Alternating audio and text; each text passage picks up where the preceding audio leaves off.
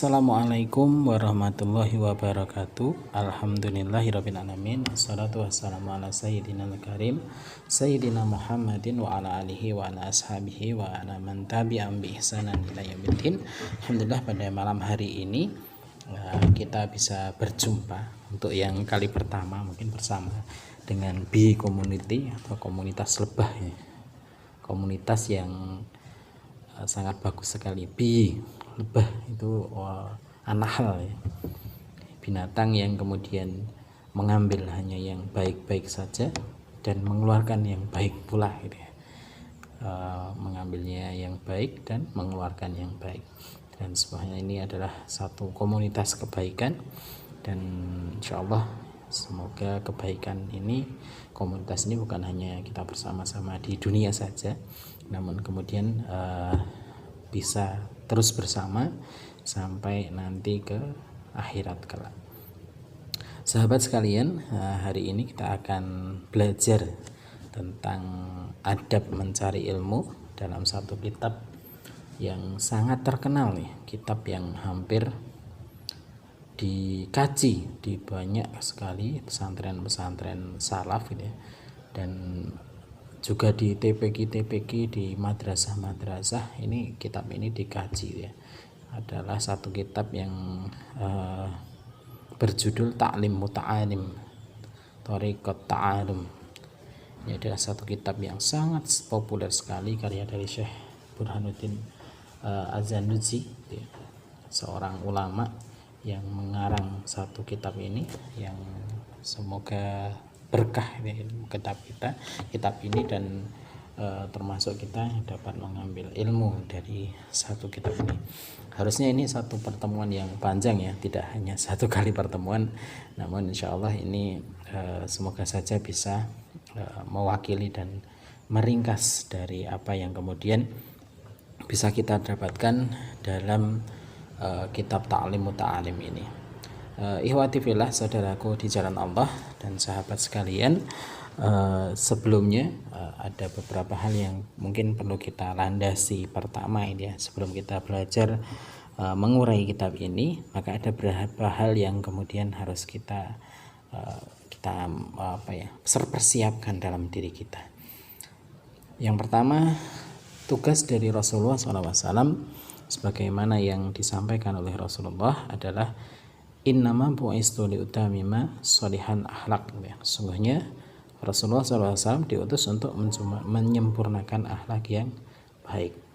Dalam hadis yang lain juga disampaikan innama bu'istu liutamima makarimal akhlak ini, yang memiliki makna yang bersama.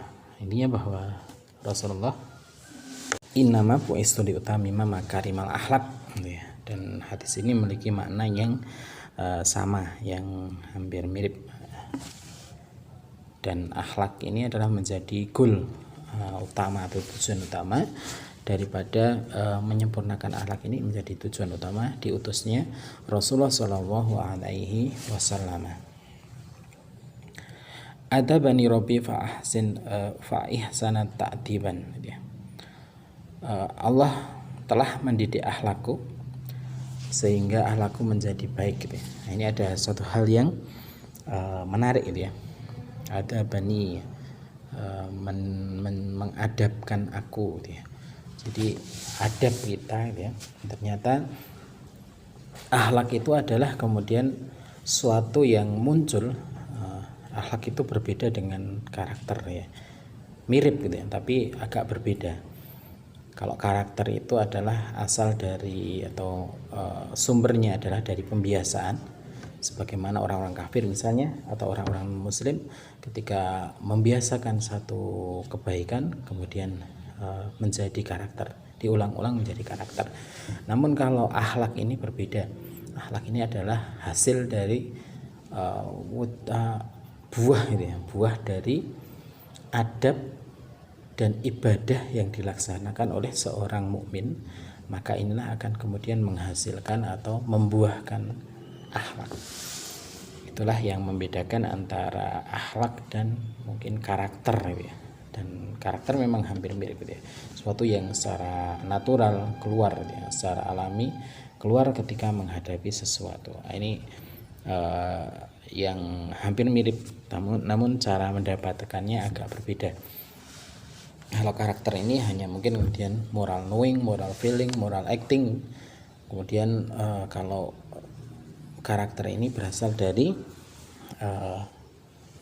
ibadah dan adab yang kemudian dilaksanakan di setiap harinya oleh seorang mukmin, itulah yang kemudian menghasilkan karakter atau akhlak seorang muslim. Imam Ibnu Hajar dalam kitabnya Fathul Bari, beliau menyebutkan atau menyimpulkan tentang adab itu apa itu. Wal adabu isti'malu ma yuhmadu qalan wa fi'lan wa abara ba'duhum anhu bi annahu al-akhdhu bimakarimil akhlaq. Kata beliau, adab itu adalah menerapkan segala yang dipuji oleh orang yang baik gitu ya. Baik berupa perkataan maupun perbuatan. Sebagian ulama juga mendefinisikan adab ini sebagai akhlak-akhlak yang mulia, makariman akhlak. Allah Ta'ala berfirman, wa may yu'adim hurumatillahi fahuwa khairul lahu inda rabbih. Termasuk ini contoh adab gitu ya. Adabnya adalah mengagungkan apa-apa yang terhormat di sisi Allah. Ini adalah lebih baik baginya di sisi inda rabbih. Kemudian Allah juga berfirman, wa may yu'adim sya'airallahi fa innaha min taqwal qulub. Barang siapa yang mengagungkan syiar-syiar Allah, maka sungguh itu adalah timbul dari ketakwaan hati. Nah, dari ayat ini maka kita bisa mengetahui bahwa adab yang mulia, adab yang baik itu adalah bersumber dari ketakwaan hati. Dan adab itu muncul ya, adab-adab itu muncul dan dimunculkan sehingga nanti menimbulkan atau menghasilkan akhlak mulia, makarimal akhlak. Lalu mengapa kita harus mendahulukan adab dalam menuntut ilmu sebelum kita menuntut ilmu itu? Ada beberapa alasan, paling tidak di sini saya menyampaikan ada 5 alasan mengapa kita harus mendahulukan adab kita dalam menuntut ilmu, mempelajari adab-adab kita dalam menuntut ilmu sebelum kita mempelajari ilmu itu sendiri. Yang pertama, adab dalam menuntut ilmu itu adalah sebab yang menolong seseorang untuk mendapatkan ilmu. Seorang ulama, Abu Zakaria Al-Anbari, mengatakan ilmu tanpa adab itu seperti api tanpa kayu bakar, dan adab tanpa ilmu itu seperti jasad tanpa ruh gitu ya.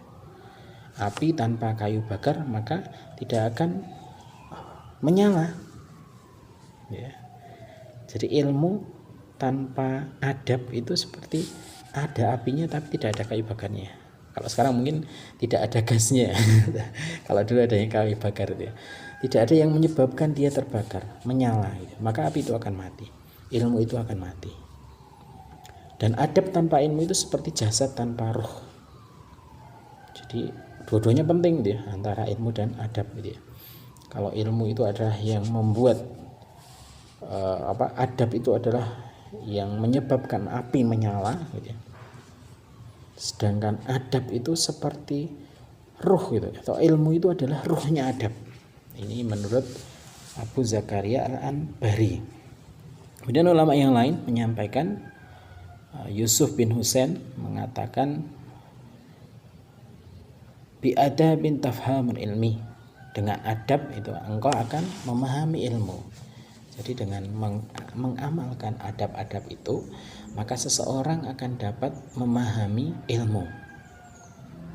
Jika tidak kemudian seorang itu melakukan adabnya, maka akan susah bagi seorang untuk mendapatkan ilmu. Sehingga belajar adab ini sangat penting bagi orang yang mau menuntut ilmu syar'i. Kemudian alasan yang kedua, adab dalam menuntut ilmu adalah sebab yang menyebabkan berkahnya ilmu. Sebagaimana Syekh Ar-Januji dalam muqaddimahnya ini, beliau menyampaikan gitu ya, bahwa ada banyak pelajar gitu ya, yang sungguh-sungguh dalam mencari ilmu, tapi tidak banyak yang tidak memperoleh manfaat dari ilmunya, yaitu ilmunya ini tidak menjadi amal, bahkan tidak menjadi amal dan tidak menjadi ilmu untuk diajarkan. Menurut beliau, hal ini terjadi karena cara menuntut ilmunya itu adalah salah, dan syarat-syarat dalam menuntut ilmu itu ditinggalkan oleh mereka. Maka kata beliau, orang yang salah jalan pasti kemudian akan tersesat. Dengan adab dan dalam menuntut ilmu, maka ilmu menjadi berkah. Berkah itu adalah ziyadatul khair, atau bertambahnya kebaikan atau bertambahnya manfaat. Maka ilmu yang dipelajari dengan adab, maka dia akan berkah, akan mendatangkan kebaikan-kebaikan yang lain. Imam Ajuri rahimahullah menjelaskan ada beberapa adab penuntut ilmu. Dalam beliau mengatakan, hendaknya amalan semua adab ini, adab-adab menuntut ilmu, hingga Allah menambahkan kepadanya pemahaman tentang agamanya. Jadi adab ini akan membantu seorang untuk mendapatkan pemahaman dalam agamanya, dan dengan pemahaman yang baik akan diamalkan.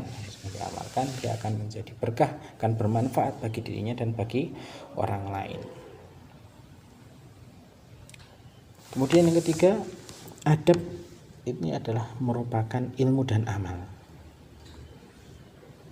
Jadi adab itu sendiri ada ilmunya, dan melaksanakan adab itu adalah amalnya.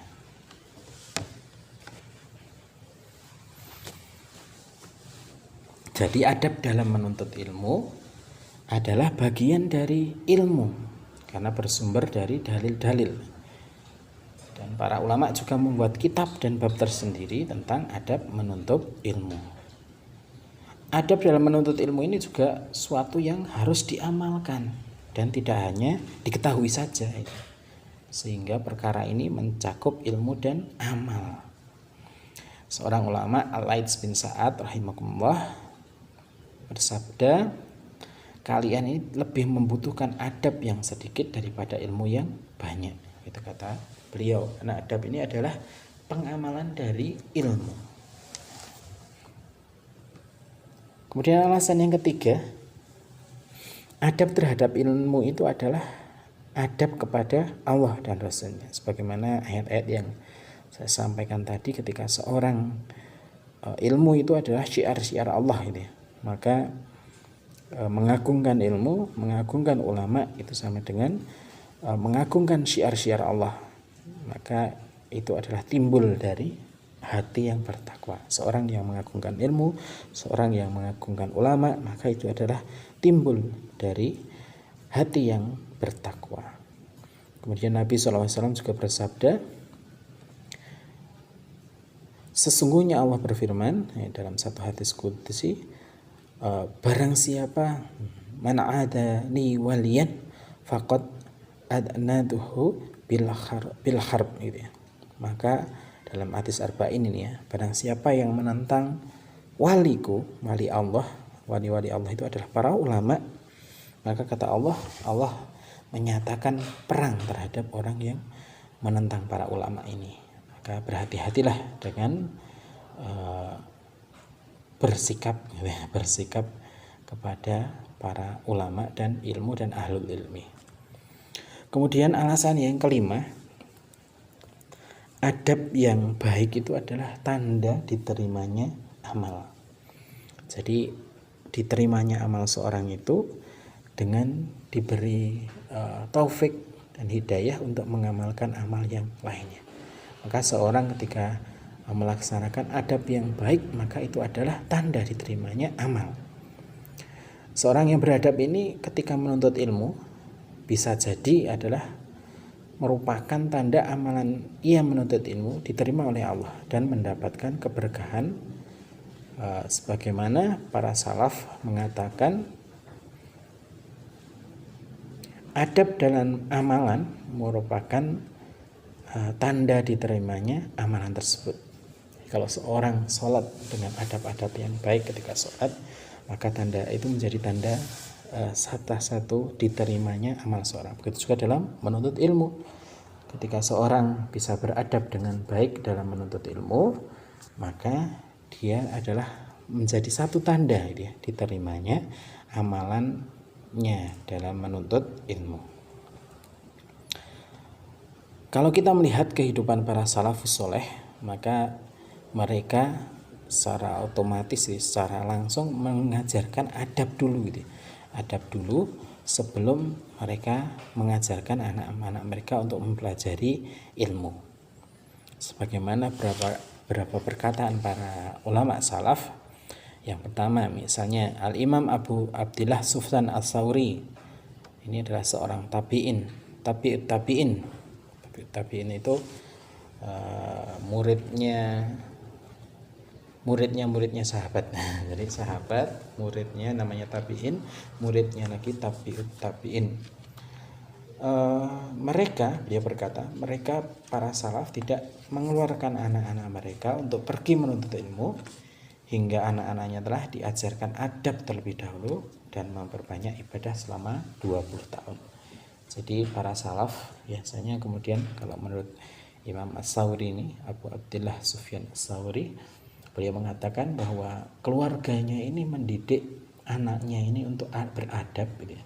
Beradab kepada orang lain, beradab kepada ahlul ilmi, dan mengajarkan ibadah, memperbanyak ibadah itu selama 20 tahun. Jadi usia muda itu digunakan untuk kemudian mengajarkan adab dan mengajarkan ibadah, memperbanyak ibadah. Baru kemudian para salaf mengizinkan anak-anaknya untuk kemudian thalabul ilmi, mencari ilmu kepada para ulama-ulama, sehingga ketika dia belajar kepada para ulama sudah memiliki akhlakul karimah dalam menuntut ilmu ya. Jadi diajari adab dulu dan memperbanyak ibadah, karena ini dua hal yang kemudian, adab dan ibadah inilah yang kemudian akan menghasilkan akhlak gitu ya. Tadi saya sampaikan bahwa akhlak itu adalah produk dari adab dan ibadah seorang mukmin. Maka ini sudah kalau dilihat dari sini, maka para salaf itu sudah memiliki akhlakul karimah dulu ya. Akhlakul karimah dulu, baru kemudian dilepaskan untuk menuntut ilmu. Kemudian Hasan bin Ali, cucunya Rasulullah, pernah menasihati anaknya beliau, anak Hasan bin Ali ini. Dia berkata, "Wahai anakku, jika engkau menghadiri majelis para ulama, maka hendaknya engkau lebih semangat mendengar ketimbang berbicara. Dan belajarlah dengan baik sikap diam dan jangan engkau memotong pembicaraan seseorang hingga dia berhenti berbicara." Jadi kata Hasan kepada anaknya, mengajari anaknya untuk ketika bermajelis bersama para ulama, untuk apa? Untuk semangat dalam belajar dan mendengarkan dan tidak banyak berbicara. Kemudian dia mengajarkan anaknya untuk bersikap baik dalam diam dan jangan memotong pembicaraan seseorang hingga dia berhenti berbicara. Ini adab yang seharusnya diajarkan.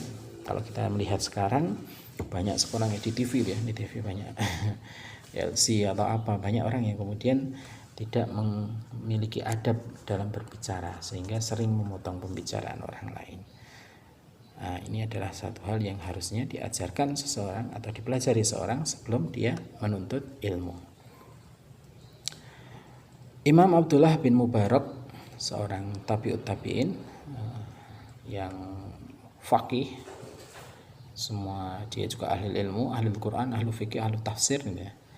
Dia adalah sumber rujukan ya, di samping keutamaan yang lain dari ibadah, infak dan jihadnya. Beliau mengatakan, Abdullah bin Mubarak ini mengatakan, saya menuntut adab selama 30 tahun dan saya menuntut ilmu cuma 20 tahun, dan mereka dulu mempelajari adab terlebih dahulu sebelum mempelajari ilmu. Jadi Abdullah bin Mubarak belajar tentang adab dan ibadah selama 30 tahun, baru setelah itu dia kemudian menuntut ilmu selama 20 tahun. Jadi 50 tahun hidupnya digunakan untuk kemudian belajar adab selama 30 tahun, kemudian belajar ilmu selama 20 tahun. Dan ini kata beliau, para salaf itu mempelajari adab sebelum mempelajari ilmu. Imam Malik, gurunya Imam Syafi'i, dia pernah berkata kepada seorang muda Quraisy, pelajarilah adab sebelum mempelajari suatu ilmu. Kemudian perkataan lain, Yusuf bin Husain, dengan pelajari adab maka engkau jadi mudah memahami ilmu. Kemudian Imam Malik juga pernah berkata, dulu ibuku menyuruhku untuk duduk bermajlis dengan Rabi'ah ibnu Abi Abdurrahman. Ibuku berkata, pelajari adab darinya sebelum mengambil ilmunya. Jadi disuruh untuk mempelajari adab sebelum mengambil ilmu dari Rabi'ah ibnu Abdurrahman. Jadi Imam Malik disuruh oleh ibunya untuk kemudian melihat dulu adabnya Rabi'ah ibnu Abdurrahman itu, kemudian baru mengambil ilmunya.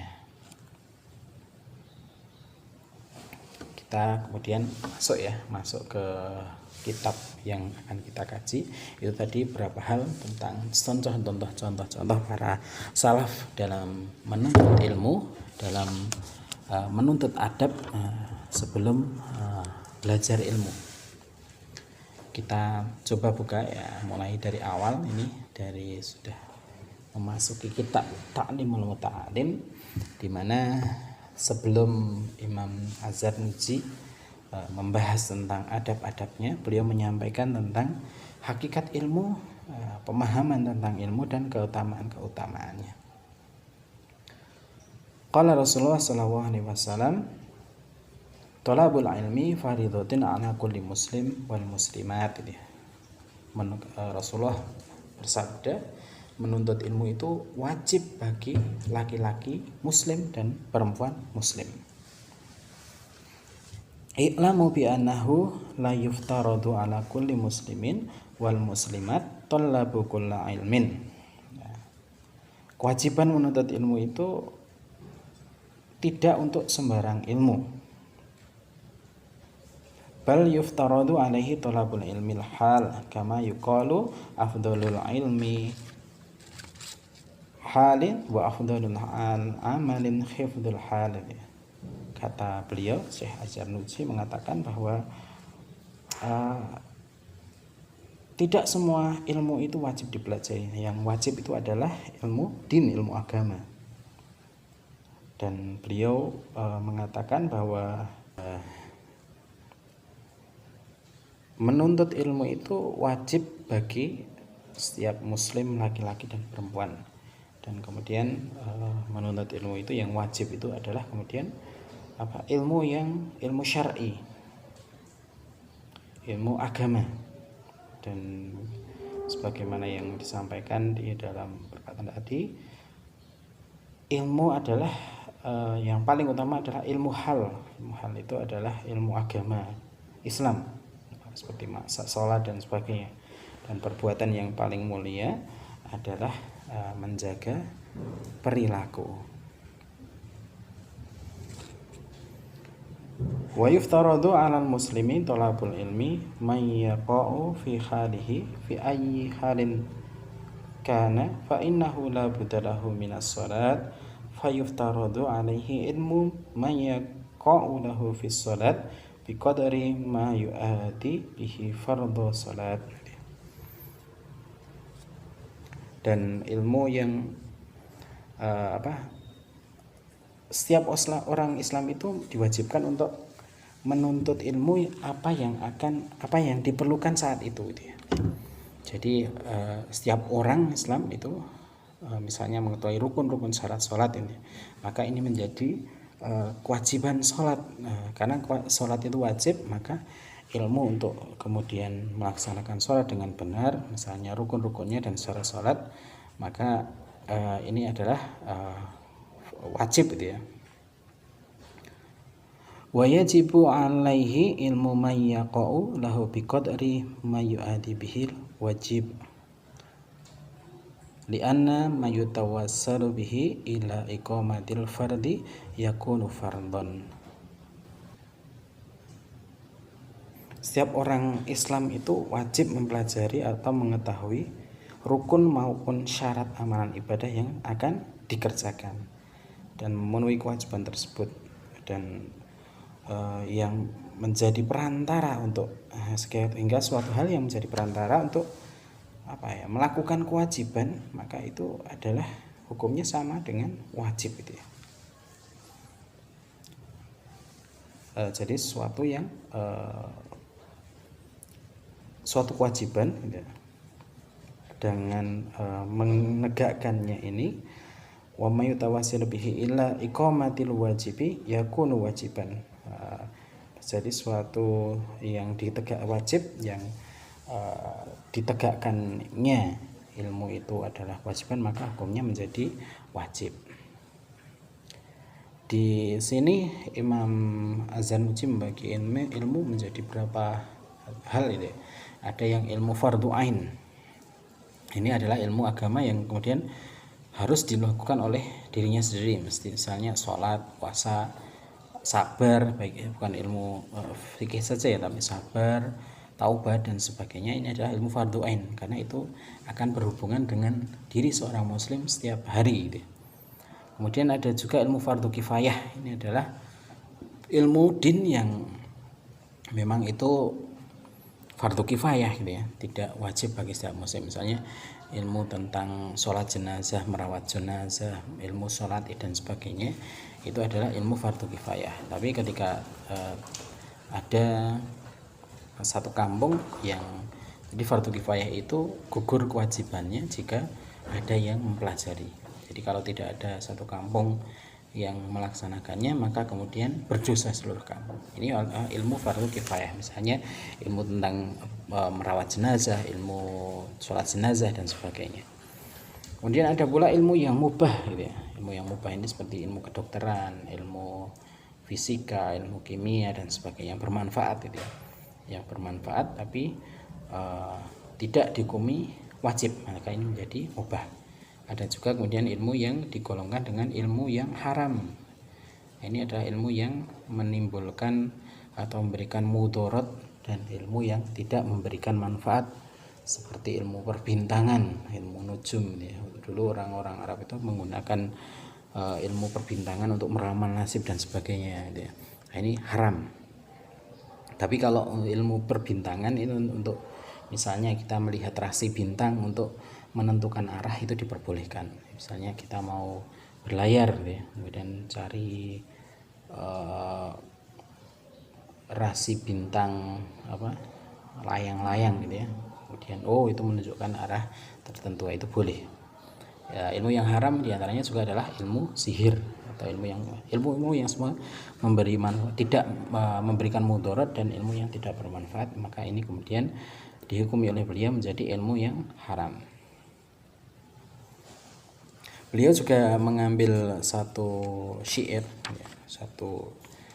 yang populer, yang sangat populer, yang selalu dinyanyikan. Kalau kita mungkin dulu ketika TPQ ya, sering menyanyikan syair ini, syair ta'lim ini adalah satu syair yang dikatakan oleh Muhammad bin Al-Hasan bin Abdullah. Ada lagunya ya. Ta'allam fa innal ilmi zainun li ahlihi wa fadlu wa unwanu li kulli mahamidi wa kum mustafidan kulli yawmin ziyadatan minal ilmi wasbah fi bukhuril fawaidi tafaqqa fa innal fiqhal afdalul qaidi ilal birri wat taqwa wa aqdalu qasidi huwal alamul hadi ila sunanil huda huwal hisnu yunji min jami'i syadaidi fa inna fakihan wahidan mutawari'an asyaddu ala saitoni min alfi abidin. Jadi dalam syair ini beliau mengajak untuk bersair, belajarlah, karena ilmu itu akan menjadi penghias bagi ahlinya. Fadilah unwan likulli mahamidi. Dan kita juga di sini disampaikan jadikanlah hari-harimu untuk kemudian menambah ilmu, berenanglah sebagaimana di lautan atau samudra ilmu yang berguna. Tafaqquh, belajarlah ilmu fikih atau belajarlah ilmu agama.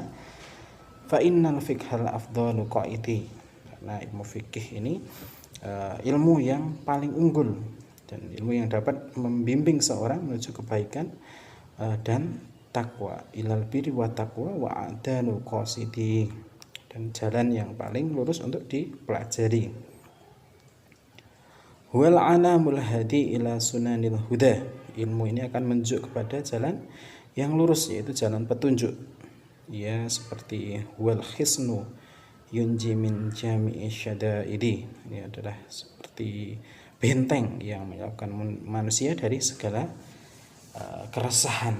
Fa inna faqihan, oleh karena itu seorang ahli fikih, wahidan, satu orang, mutawari'an, itu lebih yang warok itu ya.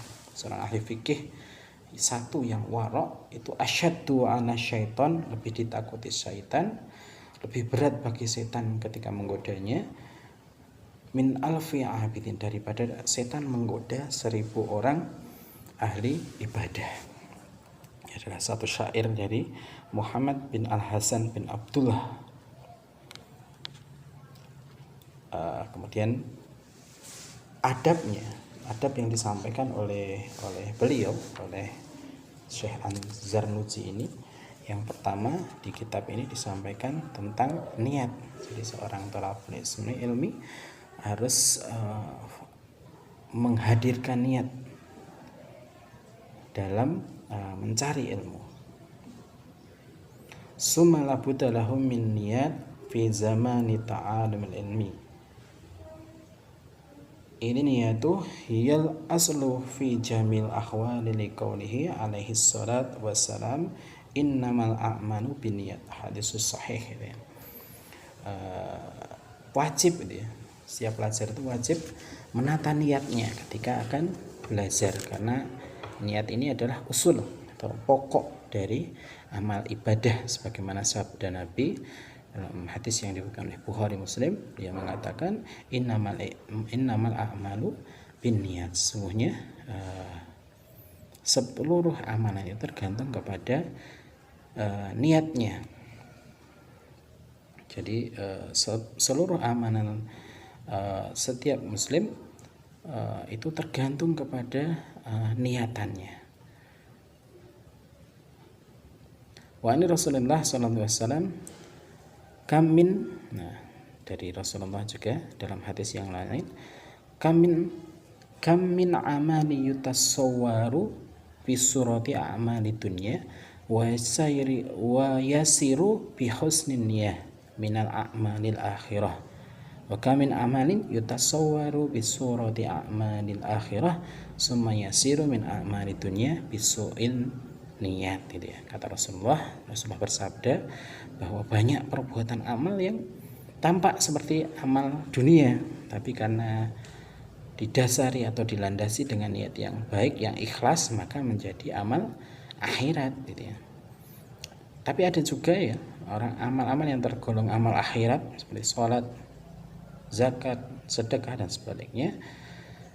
Tapi juga ada amal ini yang menjadi amal dunia saja karena buruknya niat atau karena niat yang buruk.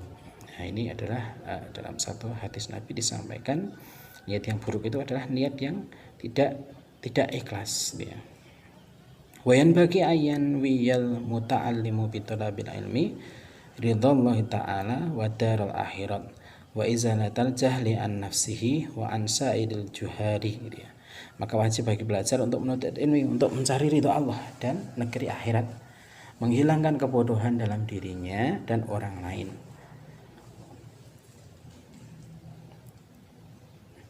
Dan orang alim dengan ilmu tadi, gitu ya, dengan nafsi wa an sa'idil juhdalin wa i'adin dan menghidupkan amal, wa ibqa'al Islam dan melanggengkan Islam, fa inna baqa'al Islam bil ilmi, karena langgengnya Islam itu dengan ilmi. Wala yasikhu zuhdan wa taqwa ma'al jahl. Zuhud dan takwa ini, seorang yang berzuhud dan bertakwa itu tidak sah tanpa ilmu.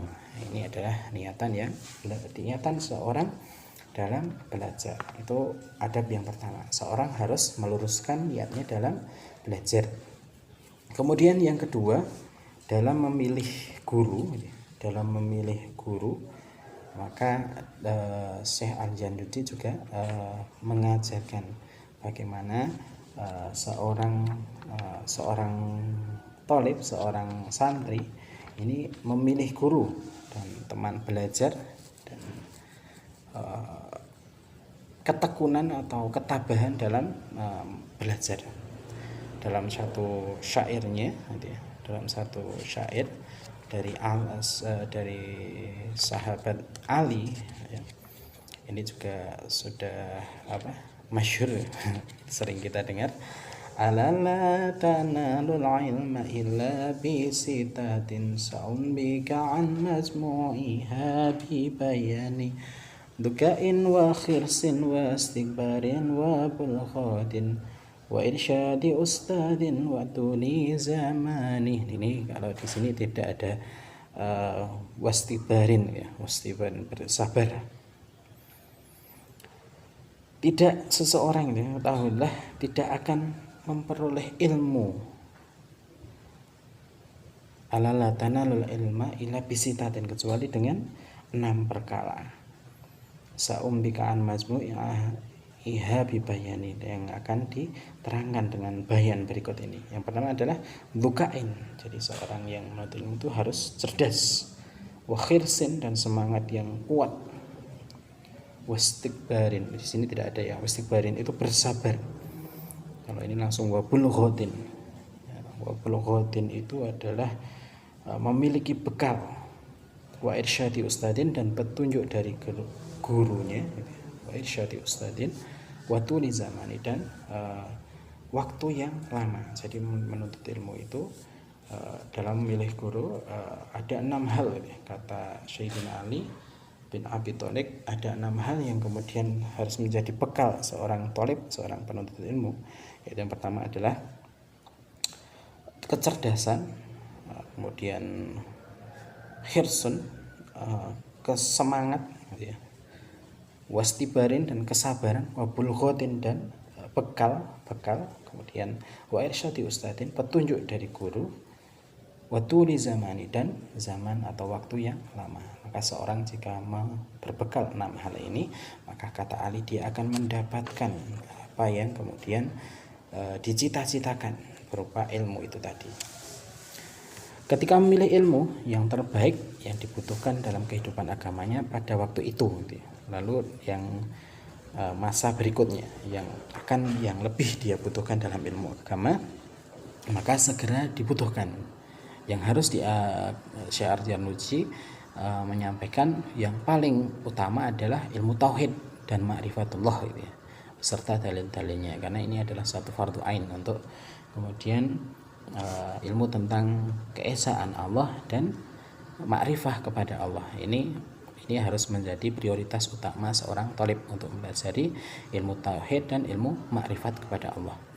Dan ketika dia memilih guru, kita disuruh untuk memilih ulama yang warok itu berhati-hati, dan alim, berlapang dada, dan penyabar, Jadi ini juga bagi seorang guru itu maka dibutuhkan sikap warok, sikap hati-hati, kapasitas ilmu yang baik, yang berlapang dada, tidak mudah marah, dan sabar. Seorang juga murid ini juga harus sabar dan tabah dalam belajar kepada pendidik yang dipilihnya, serta cara bersabar dalam menghadapi cobaan ketika dia mencari ilmu. Imam Az-Zarnuji menyampaikan nasihat, sebaiknya pelajar itu memiliki hati yang tabah, sabar dalam belajar kepada guru dan mempelajari satu kitab. Jangan sampai ditinggalkan sebelum sempurna dipelajari. Jadi kalau ngaji kitab, pelajari semua itu, pelajari semua dari awal sampai akhir, dan jangan ditinggalkan atau berganti untuk mempelajari kitab yang lain sebelum sempurna dipelajari. Dan dalam satu bidang ilmu jangan sampai berpindah bidang lain sebelum memahami benar-benar. Dan juga dalam tempat belajar jangan sampai berpindah ke ustadz yang lain kalau belum kecuali terpaksa itu belum. Dan kalau ini dilanggar, ini dapat membuat berpindah kepada guru yang lain gitu ya. Nanti dapat membuat hati gurunya menjadi kacau, tidak tenang gitu ya, dan bisa melukai hati guru dan sebagainya. Kemudian peserta didik ini juga hendaknya memilih teman yang tekun, warok, jujur, dan mudah memahami masalah. Dan jangan berteman dengan orang pemalas, banyak berbicara, sering nganggur, senang menfitnah. Nah ini jangan memilih teman yang seperti itu ya. Santri juga dianjurkan untuk bermusyawarah dalam segala hal yang dihadapi, karena ilmu itu adalah perkara yang penting tetapi juga sulit, maka bermusyawarah ini menjadi lebih penting dan diharuskan pelaksanaannya. Kemudian adab yang ketiga adalah menghormati ilmu dan ulama, dan ini menjadi esensi dari kitab ini ya. Ada 2 bab ya tentang menghormati ilmu dan ulama.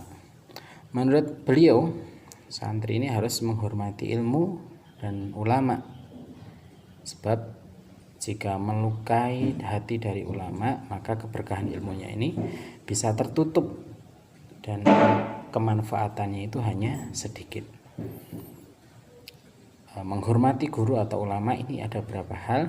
Yang pertama yang diajarkan di sini di Ta'lim Muta'alim ini adalah seorang santri itu tidak boleh berjalan di depannya ulama ini. Kalau di pondok saya dulu tuh kalau berjalan ya jongkok ini. Kalau di depannya Pak Yai itu jalannya jongkok, jadi tidak berjalan depan ulama. Kemudian tidak menempati tempat duduknya. Ini dulu biasanya tempat ngajar dari kiai atau guru itu ada tempat khusus ya. Maka tidak duduk, santri tidak boleh menempati tempat duduk guru, tempat duduk khusus guru itu. Kemudian tidak mulai mengajak bicara kecuali diizinkan oleh sang guru. Jadi menunggu diizinkan oleh guru kemudian berbicara. Tidak berbicara yang macam-macam di depan guru, bicaranya ngalor ngidul gitu ya, itu tidak boleh.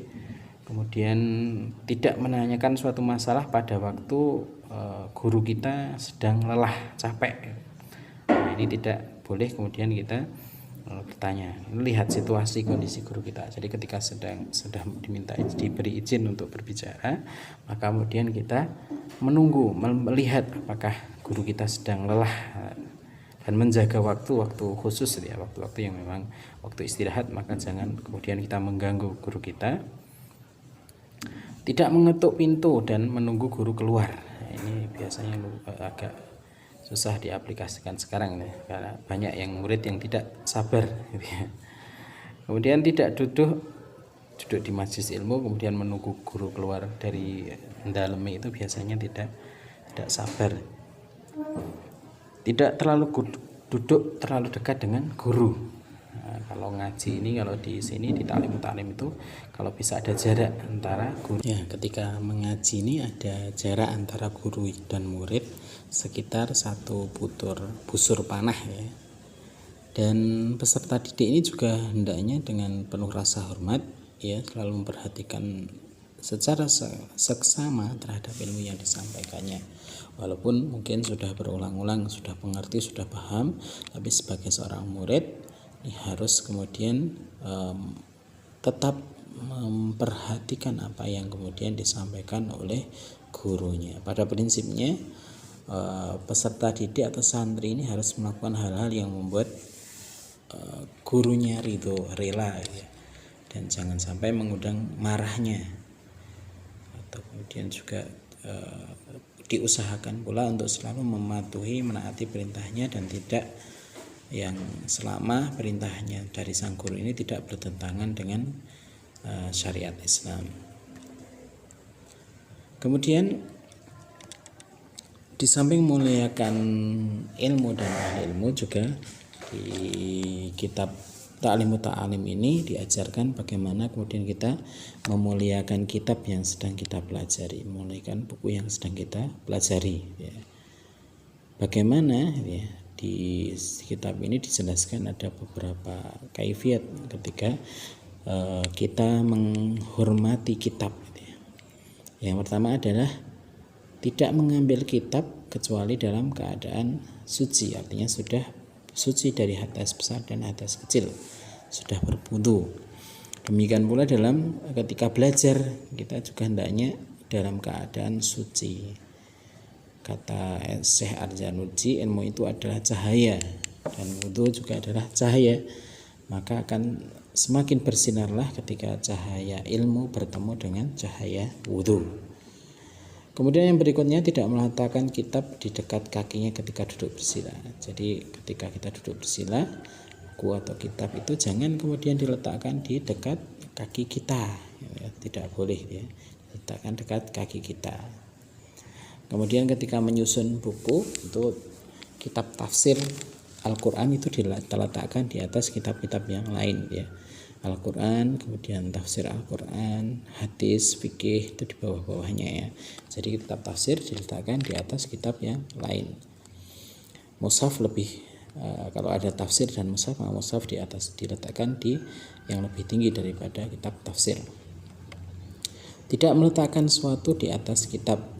Kalau di kitab Ta'limut Ta'alim ini dicontohkan seorang santri itu dilarang meletakkan sabak pena. Kalau pena zaman dulu kan memang menggunakan mata pena, kemudian dicelupkan, ya, dicelupkan di tempat tintanya. Nah, ini tidak boleh, gitu, ya. Di kitab Ta'limut Ta'alim tidak boleh meletakkan tempat tinta di atas kitab, gitu, ya. Tapi ada juga kata Syekh Arzanuji yang membolehkan asal tidak ada niat untuk kemudian merendahkan kitab. Namun sebaiknya di atas kitab yang kita pelajari itu tidak diletakkan apapun, itu, ya, agar sebagai rasa penghormatan kita kepada kitab. Kemudian santri ini juga harus perhatikan catatan. Kemarin sudah disampaikan mencatat, ya, mencatat, ikatlah ilmu dengan mencatat. Nah, ketika mencatat ini usahakan jangan, kadang kan ada, gitu, ya, ketika kita belajar agar cepat mencatatnya, coretannya agak tidak jelas dan sebagainya. Ini jangan, hindari, gitu, ya.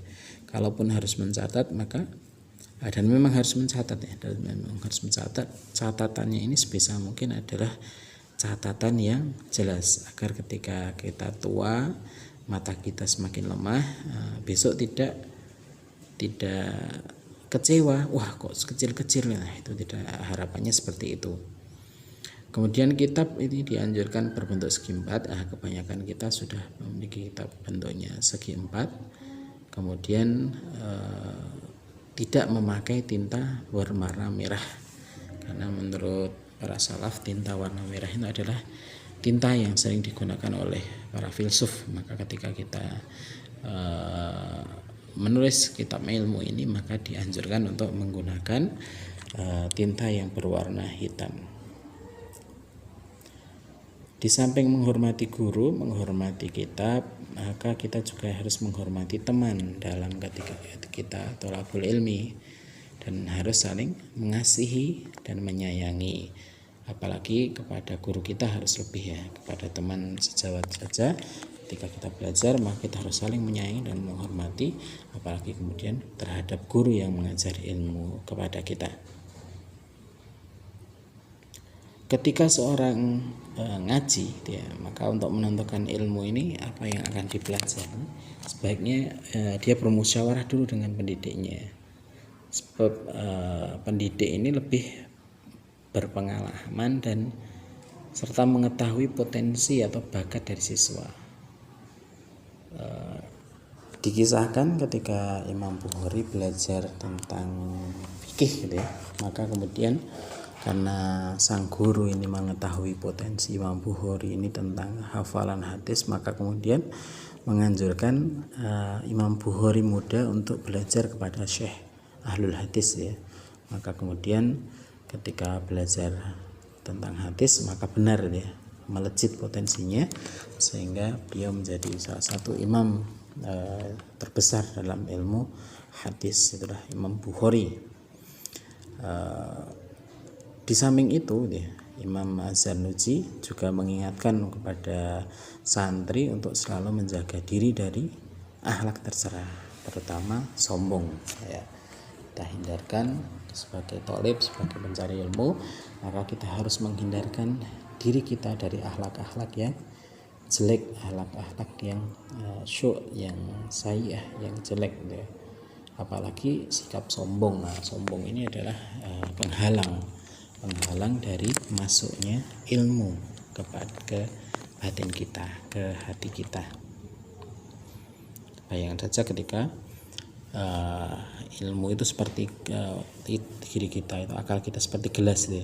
Maka sombong itu adalah penutup gelas. Jadi kalau kita memasukkan air, ketika tidak ada penutupnya bisa langsung masuk ya. Tapi ketika ada penutupnya, maka tidak ada air yang akan bisa masuk. Nah, itulah sikap syuk, akhlak yang jelek, dan terutama sikap sombong tadi menutupi masuknya ilmu. Kemudian adab yang keempat adalah bersungguh-sungguh tekun dan memiliki cita-cita yang tinggi. Santri ini harus bersungguh hati dalam belajar, sebagaimana yang Allah firmankan ya, waladina jahadu fina lanahdiyanahum subulana. Orang-orang yang bersungguh-sungguh mencari keridhaan Allah, maka Allah akan tunjukkan jalan-jalannya kepada Allah. Dan dikatakan oleh seseorang penyair gitu ya, man talaba syai'an wajadan. Siapa yang mencari sesuatu dengan sungguh-sungguh maka dia akan menemukannya. Waman qara'al babal walaja. Dan siapa yang mengetuk pintu bertubi-tubi pasti akan memasukinya. Kalau kita ke pesantren misalnya Gontor ya, jadi Gontor itu selalu sering di manjada wajada, barang siapa yang bersungguh-sungguh maka dia akan mendapatkan apa yang dia inginkan. Itulah yang harus kita tanamkan ke dalam diri kita, kesungguhan untuk selalu belajar, dan belajarnya ini jangan tidak serius ya. Maka kalau kita ingin mendapatkan kemanfaat, maka ketika belajar maka kita harus belajar dengan sungguh-sungguh. Dalam thalabul ilmi ini ada 3 orang yang harus bersungguh-sungguh. Yang pertama adalah murid itu sendiri atau santri atau pencari ilmu itu sendiri, kemudian kesungguhan dari gurunya, dan juga kesungguhan dari ayah, baik ketika mencari nafkah atau mendoakan anak atau memotivasi anak, maka sifat ayah ini juga harus menentukannya. Kesungguhan ayah ini dalam jiwa pencari ilmu akan sangat berpengaruh, baik doanya, baik kesungguhannya dalam bekerja untuk menafkahi anaknya. Maksudnya bersungguh-sungguh adalah berusaha secara maksimal, secara optimal. Kemudian santri juga sebaiknya menggunakan waktu malamnya untuk belajar dan beribadah ini. Karena santri yang banyak tidurnya ini pasti akan sedikit sekali ilmu yang didapatkan tanpa kesungguhan. Maka kita mengetahui banyak sekali ulama salaf yang kemudian menggunakan waktu malamnya itu untuk berdoa untuk ilmu gitu. Bahkan dalam satu riwayat Imam Syafi'i itu membagi malamnya menjadi 3. Bagian yang pertama untuk sholat, bagian yang kedua untuk tidur, dan bagian yang ketiga ini untuk belajar ilmu. Itu yang dilakukan oleh Imam Syafi'i. Mengulang pelajaran setelah isya dan waktu sahur. Nah, di waktu ini sangat istimewa, antara setelah waktu isya ya, dan waktu sahur ini waktu untuk mengulang-ulang memurajaah pelajaran yang didapatkan. Kemudian tidak banyak makan ya, karena dengan banyak makan ini akan memperbesar sifat malas. Kemudian juga kalau semakin banyak makan maka akan semakin banyak masalah kesehatan dalam tubuh kita ini. Nah, ini harus perlu dijaga. Seorang santri thalib itu harus menjaga makannya dan secukupnya untuk kemudian keperluan dia bekerja dan mencari ilmu atau beribadah kepada Allah Subhanahu wa taala. Jangan terlalu banyak, jangan sampai kekenyangan. Kemudian tidak boleh memaksa diri kita melebihi kekuatan. Jadi standar tubuh manusia ini kadang juga berbeda-beda ya. Maka kemudian kita dianjurkan untuk tidak memaksa diri melebihi kekuatan yang kita miliki. Sabar, pelan dan istiqomah. Nah, ini bisa juga ketika kita mengaji itu kadang ngaji itu tidak bisa sabrek gitu, seluruh ilmu bisa masuk semua gitu ya. Tapi ngaji itu harus dari sedikit, pelan-pelan dan istiqomah ya. Kalau kita melakukannya dulu ketika ngaji itu paling kan ngaji itu berapa baris ya satu harinya. Tapi ternyata ketika selang beberapa waktu maka kita dapati sempurna pemahaman kita terhadap satu bab itu gitu. Nah, itulah dengan sabar, dengan pelan-pelan dan istiqomah. Kalau bluk semuanya besar, semuanya banyak harus kita kuasai, biasanya justru malah tidak ada yang masuk itu ya. Memiliki cita-cita yang tinggi. Nah, ini cita-cita ini akan menggerakkan kita untuk selalu melangkah. Biasanya orang yang memiliki cita-cita rendah maka dia akan melangkah dengan rendah, tapi seorang yang mempunyai cita-cita yang luar biasa yang tinggi maka dia akan berlari untuk mengejar cita-citanya. Nah, ini cita-cita yang tinggi ini akan mempengaruhi kejiwaan seorang untuk dalam dia berusaha. Kemudian dianjurkan, disunahkan untuk selalu bersiwak atau sering-sering bersiwak, karena dengan bersiwak ini akan membersihkan mulut dan memudahkan kita untuk kemudian menghafal ilmu, mempelajari ilmu. Yang kelima, adab kapan mulai mengaji, ukurannya dan urutannya.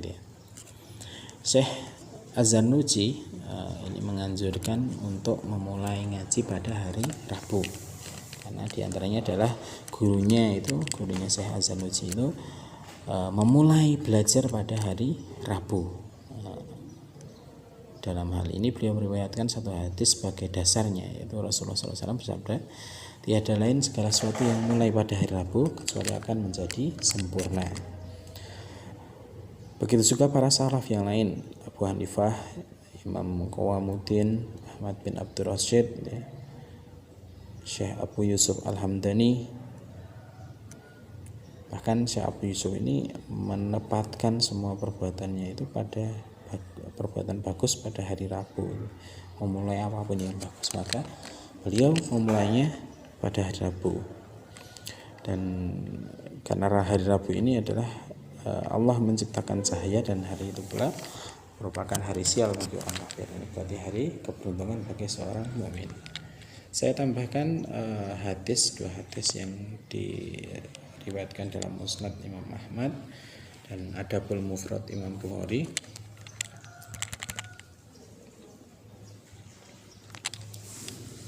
Di sana ada dua hadis yang kemudian bisa kita lihat, ada dua sunnah kata Imam Ahmad. Ada sunnah yang ditinggalkan pada zamannya, yaitu doa pada hari Rabu antara zuhur dan asar. Nabi SAW berdoa di Masjid Al-Fat 3 kali, yaitu hari Senin, Selasa dan Rabu, dan dikabulkan oleh Allah pada hari Rabu antara sholat zuhur dan sholat asar. Ini hadis yang diriwayatkan oleh Imam Ahmad. Hadis ini menurut Syekh Albani hasan, hadis ini hasan derajatnya, walaupun ada yang kemudian mendhaifkan ya, ada juga yang menghasankan hadis ini. Kemudian di hadis yang lain di Adabul Mufrad, Jabir radhiyallahu anhu berkata, tidaklah aku mendapatkan perkara besar melainkan aku memanjatkan doa pada waktu Rabu antara zuhur dan asar. Dan ternyata pada saat berdoa Jabir ini selalu diijabahi oleh Allah Subhanahu wa taala. Ini hadis yang diriwayatkan oleh Imam Bukhari dalam Adabul Mufrad. Mengenai ukuran seberapa panjang ya yang harus dikaji, ini tergantung dari potensi dan kemampuan peserta didiknya. Menurut Abu Hanifah, Syekh Qadi Imam Umar bin Abu Bakar Al-Zanzi berkata, guru-guru beliau berkata sebaiknya bagi orang yang mulai belajar mengambil pelajaran baru sepanjang yang kira-kira mampu dihafalkan dengan faham. Ya, dihafalkan ada pelajaran baru itu ya, sebaiknya dianjurkan untuk mempelajari pelajaran baru, dan kemudian sekiranya itu, atau kira-kira yang mampu dihafal oleh orang tersebut, oleh santri tersebut.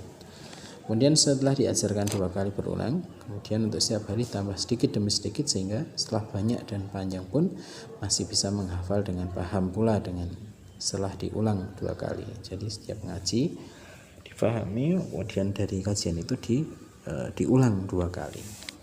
Nah, ini akan lambat laun, setapak demi setapak akan memperoleh ilmu yang banyak dari ilmu yang sedikit, dan bahkan kemudian bisa menghafal ilmu yang banyak tersebut. Apabila pelajaran pertama yang dikaji itu telah terlalu panjang ya, sehingga para pelajar memerlukan diulangnya 10 kali, maka untuk seterusnya sampai terakhir pun begitu, karena hal ini menjadi kebiasaan yang sulit dihilangkan kecuali susah dan payah. Itu kalau 10 kali banyak, tapi kemudian diulang 10 kali ini akan lebih sulit. Lebih baik tidak terlalu panjang, tapi kemudian dihafalkan tapi continue berulang. Ini kan mudah dihafalkan, kalau sedikit, kalau banyak itu lebih susah untuk dihafalkan. Ini dikatakan pelajaran baru 1 huruf pengulangannya 1000 kali. Jadi kalau kita mendapatkan pelajaran baru, maka sebaiknya diulang yang banyak. Lalu tingkatannya seperti apa? Di kitab ini disampaikan sebaiknya dimulai dengan pelajaran yang mudah dan sudah bisa dipahami. Syekh Islam Ustadz Syafruddin Al-Ukaili berkata, menurut saya yang benar adalah seperti yang telah dikemukakan oleh para salaf itu, yaitu murid yang baru dipilihkan kitab-kitab yang kecil, kitab-kitab kecil, sebab dengan begitu akan lebih mudah difahami dan dihafal, dan tidak membosankan dan banyak terpraktekkan. Jadi kalau sedikit kitab muyasar yang tipis ya, maka akan lebih mudah dipahami, dan ini secara psikologis akan sudah khatam kitab ini akan memudahkan kita, menambah semangat seseorang untuk kemudian menambah apa yang dipelajari. Nah, ini membuat catatan pelajaran yang sudah dipahami. Sebaiknya murid ini membuat catatan yang sudah dipahami, sedangkan yang belum dipahami tidak usah ditulis dulu, sambil dicerna, ditanyakan. Kalau sudah paham maka kemudian membuat catatan secara khusus. Berikutnya adalah usaha untuk memahami pelajaran. Pelajar seharusnya mencurahkan kemampuannya dalam memahami pelajaran dari sang guru, atau boleh juga dengan cara diangan-angan sendiri, dipikir-pikir sendiri berulang gitu ya. Misalnya kita sambil bekerja, kita ngaji sedang membahas tentang bab sujud misalnya, maka kita sambil bekerja mengiling-iling, mengingat-ingat apa yang kemudian dilakukan, rukun syaratnya dan apa hikmahnya dan sebagainya, itu selalu difikirkan. Nah, seorang thalib itu harusnya seperti itu, memikirkan pelajaran setiap waktu. Orang berkata hafal 2 huruf itu lebih bagus daripada mendengarkan saja 2 batas pelajaran, dan memahami 2 huruf itu lebih baik daripada menghafal 2 batas pelajaran. Nah, bila seorang telah pernah 1 atau 2 kali mengabaikan dan tidak mau berusaha, maka akan terjadi terbiasakan dan menjadi tidak bisa memahami kalimat yang tidak panjang sekalipun. Nah, kalau sudah memahami ilmu yang kita pelajari, maka bersegeralah untuk kemudian mengambil ilmu yang baru. Dan jangan lupa untuk kemudian selalu berdoa, karena dengan doa ini Allah akan mengabulkan doa-doa yang dimohon dan tidak mengabaikan orang yang mengharapkan dari Allah Subhanahu wa ta'ala. Maka kita tidak boleh sombong terhadap akal kita. Dianjurkan pula untuk mudzakarah, munadharah dan rohah. Mudzakarah ini adalah forum saling mengingatkan, munadharah forum saling mengadu pandangan, adu argumentasi, debat itu ya. Kemudian ada mutaharah yaitu diskusi. Hal ini dilakukan agar dasar pemahaman gitu, dan penghayatan itu yang elemen-elemen itu tersingkap gitu ya, kaget itu dalam dengan munadharah dan mudzakarah ini akan menyingkap pengetahuan yang mungkin belum kita tahu. Nah, ini selalu memikirkan pelajar. Para pelajar seharusnya senantiasa berpikir atau mengamati dan terus menambah pengetahuannya setiap saat, setiap waktu, dan belajar dari siapa saja, di mana saja. Selalu bersyukur. La in syakartum la azidanakum wa illa in kafartum in adzabi lasyadid. Santri ini harus selalu bersyukur kepada Allah, baik dalam bentuk ucapan, hati maupun tindakan yang nyata. Ini harus diakui oleh bahwa pengertian, pengetahuan dan taufik dari anugerah dari Allah ini harus memohon petunjuk dan merendahkan diri hadapan Allah, dan tidak boleh kemudian seorang mendewakan akalnya, kan, tetapi harus berserah diri, menyerahkan akalnya kepada Allah Subhanahu wa taala dalam mencari kebenaran dari Allah Subhanahu wa taala. Dan bagi yang berharta ini juga jangan kikir atau bakhil, karena rajin memberi pada sedekah ini pasti akan kemudian dibalas oleh Allah Subhanahu wa taala, entah itu dengan pahala, entah itu dengan kelipatan harta dan sebagainya. Kemudian tidak boleh mendewakan akalnya, tetapi harus berserah diri kepada Allah dalam mencari kebenaran darinya. Dan bagi yang berharta jangan kikir atau bakhil, dan rajin memberi kitab dan menganjurkan untuk menulis kitab. Berikutnya adalah secara hanya berharap kepada Allah, tidak takut kecuali dengan Allah, sering mengulang pelajaran dan semangat dalam belajar, dan tidak boleh patah semangat atau frustasi. Adab yang keenam yang selanjutnya adalah tawakal. Pelajar ini atau santri ini harus bertawakal dalam menuntut ilmu. Jangan goncang hanya karena masalah rezeki. Wah, di rumah sudah teman-temannya sudah mulai bekerja, saya masih nyantri. Jangan, nggak masalah itu. Jangan ragu, jangan galau. Besok Allah akan memberikan rezeki. Maka kemudian kita harus bertawakal kepada Allah, dan hati kita juga terbawa oleh Allah Subhanahu hati kita terbawa ke menuntut ilmu. Dan Imam Abu Hanifah ini meriwayatkan dari Abdullah bin Hasan Az-Zubaidi bahwa sahabat Rasulullah SAW, barang siapa yang belajar di agama Allah, maka Allah akan mencukupi kebutuhannya dan memberinya rezeki dari jalan yang tidak dikira-kiranya. Telah tawakal. Dan kapan waktu belajar? Kalau perintahnya adalah minal mahdi ilal lahid, dari buayan sampai ke liang kubur. Kan tapi tidak mungkinan orang-orang kemudian belajar di usia tua. Misalnya Hasan Biyad ini setelah 80 tahun gitu ya, waktu sudah berumur 80 tahun baru mulai belajar fikih gitu. Jadi mulai belajar fikih itu usia 80 tahun, dan 40 tahun berjalan tidak pernah tidur di ranjangnya. Lalu 40 tahun berikutnya menjadi mufti. Ya, ini yang dengan sungguh-sungguh, dengan menggunakan waktu belajar yang efektif, maka akan, walaupun usia efektif itu di usia remaja, tapi orang tua pun sangat bisa untuk kemudian menjadi thalabul ilmi, menjadi santri. Kapan masa yang paling cemerlang? Yaitu ketika pemuda pada waktu sahur dan berpuasa, dan waktu di antara maghrib dan isya. Ini adalah hal yang masa yang paling cemerlang untuk belajar. Tapi baiknya menggunakan seluruh waktu yang ada untuk belajar, dan bila telah merasa bosan terhadap ilmu yang sedang dihadapi, maka gantilah dengan ilmu yang lain. Ibnu Abbas, sahabat Rasulullah, jika bosan belajar ilmu saat ilmu, maka dia akan mencari ilmu yang lain. Kemudian Muhammad ibn Hasan setelah bersebelahan dengan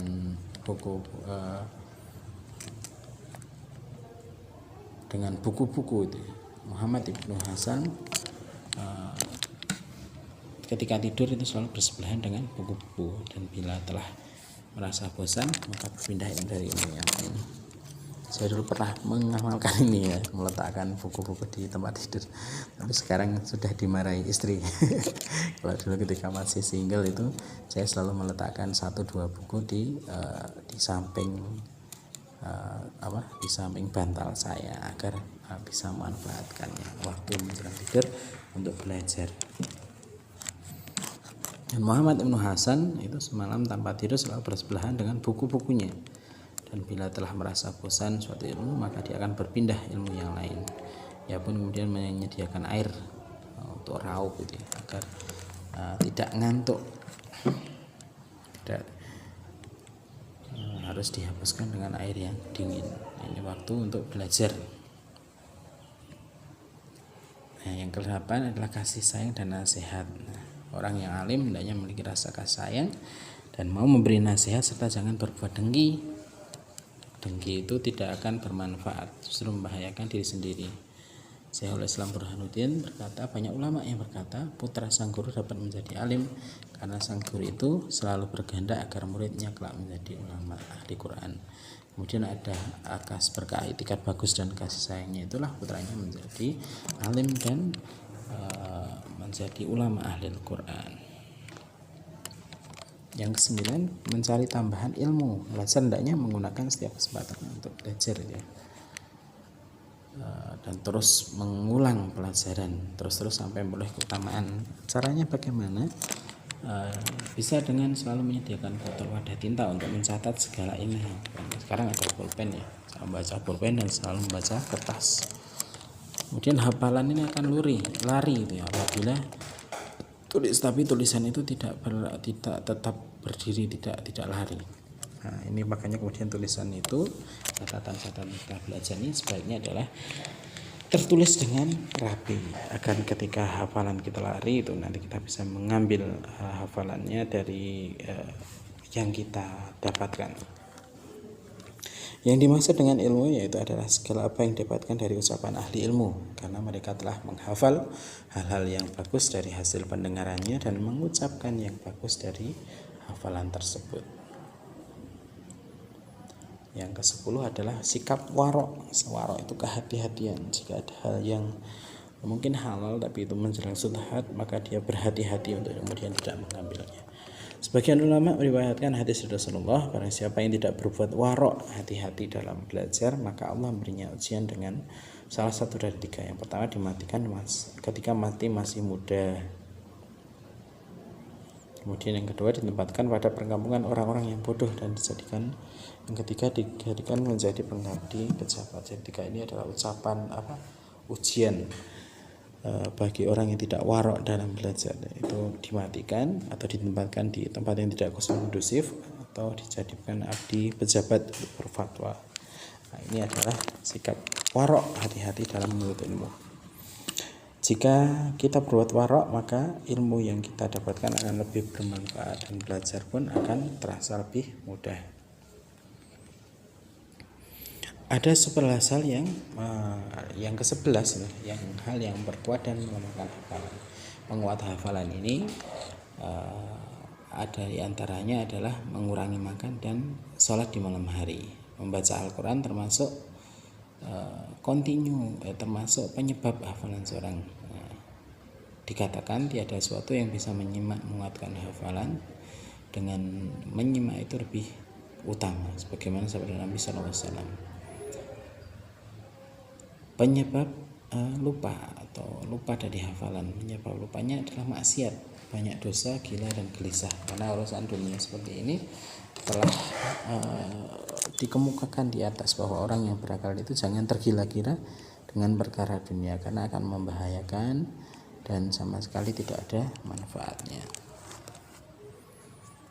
Di bab terakhir ada masalah rezeki dan umur. Nah, santri ini harus mengetahui hal-hal yang menambah rezeki, umur dan lebih sehat, sehingga dapat mencurahkan segala kemampuannya untuk mencapai apa yang dia cita-citakan.